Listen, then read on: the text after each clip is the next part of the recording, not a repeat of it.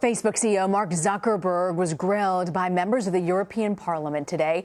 He was questioned about his company's involvement in the Cambridge Analytica scandal. The data firm harvested the private information of up to 87 million Facebook users. Zuckerberg has already apologized to U.S. lawmakers. But today, he reaffirmed Facebook's commitment to Europe. Almost 400 million people in Europe rely on our services to connect and communicate with their friends and the communities that matter most to them. Dublin is home to our European headquarters. London is home to our biggest engineering team outside of the United States. Paris is home to a big part of our artificial intelligence research. And we have data centers in Sweden and Ireland, and we're building a new one in Denmark that will come online in 2020. By the end of 2018, Facebook will employ 10,000 people across 12 European cities, up from 7,000 today. And we will continue to invest in Europe in the years ahead.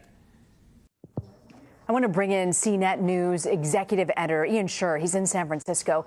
Ian, so Mark Zuckerberg promised to employ 10,000 people across European cities by 2020. Do you think this is really going to make a huge difference?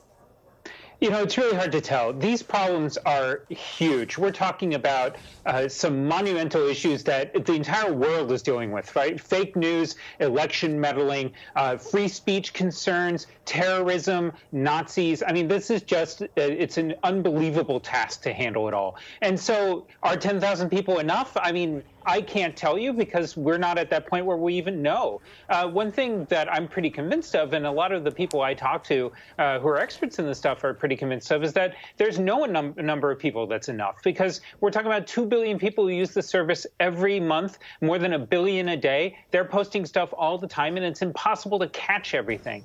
One of the things Zuckerberg did say, though, is that he's working very hard on using computers to help manage this stuff as well, and that artificial intelligence can do a lot of the heavy lifting, trying to identify bad stuff. And if that's the case, then maybe 10,000 is the right number. You know, Mark Zuckerberg apologized for his company's shortcoming in a few of the controversies recently. I want to play that bite for you.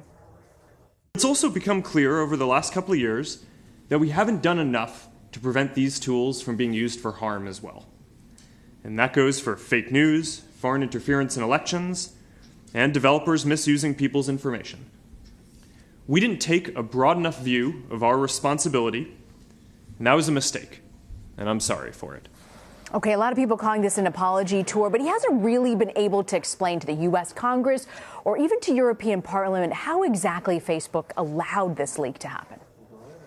You know, that is the largest question. And look, there's definitely the forward-looking stuff. How do they fix this? That is critical. But a lot of the answers that he's given about how this all happened have not convinced everyone that Facebook has a full handle on this. You know, one of the things he told Congress was that he said, you know, look, we trusted the developers who we identified in Cambridge Analytica when we found out this data was taken more than 3 years ago.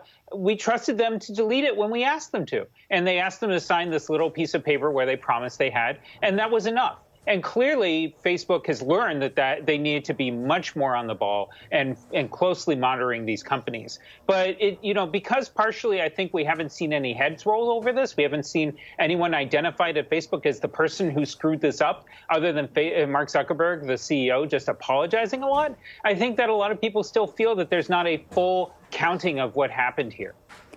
You know, do you think ultimately, Ian, that he's been successfully able to regain the public's trust since the scandal broke out earlier this year?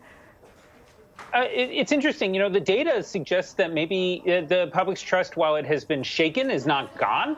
You know, one of the things that we saw when Facebook announced its earnings report to Wall Street last month was that revenue and profits were up. They saw time on the site up. They saw user counts up. And so, we don't have a full view yet of how this scandal has affected Facebook.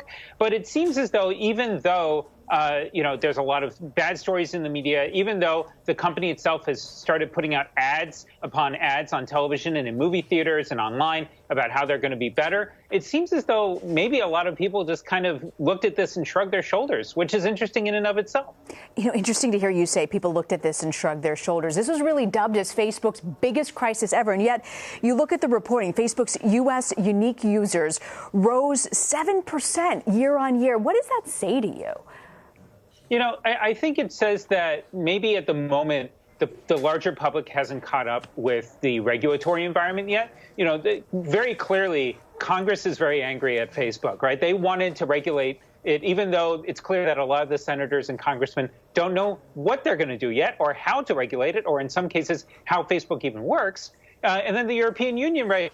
The politicians there, we just heard them talking about issues around monopoly and questions about free speech. And so they have ideas as well. But it may be that the general public just hasn't gotten to that point yet. And Ian, this all comes just 3 days before the European Union's General Data Protection Regulation, it's known as GDPR, is set to go into effect. What is that exactly, and how do you think that'll affect Facebook? Yeah, the bottom line on GDPR is that companies need to be much more honest with how they handle our data, right? One of the biggest concerns that's popped up in the internet age is that legalese that you're asked to read through and then say okay to whenever you use iTunes or Facebook or whatever, you don't actually know what's going on. And so making it much more clear and much more honest to the people, and also whenever these things change, getting permission whenever they're going to change how they handle our data is very important. And so that's where GDPR is. And Zuckerberg said that Facebook wants to follow it. It plans to, and they are going to have a version of it that they use around the world, which is also kind of interesting. Interesting. I'm curious to see how that gets rolled out here. Ian Sherr, thank you so much for joining us, Ian. My pleasure.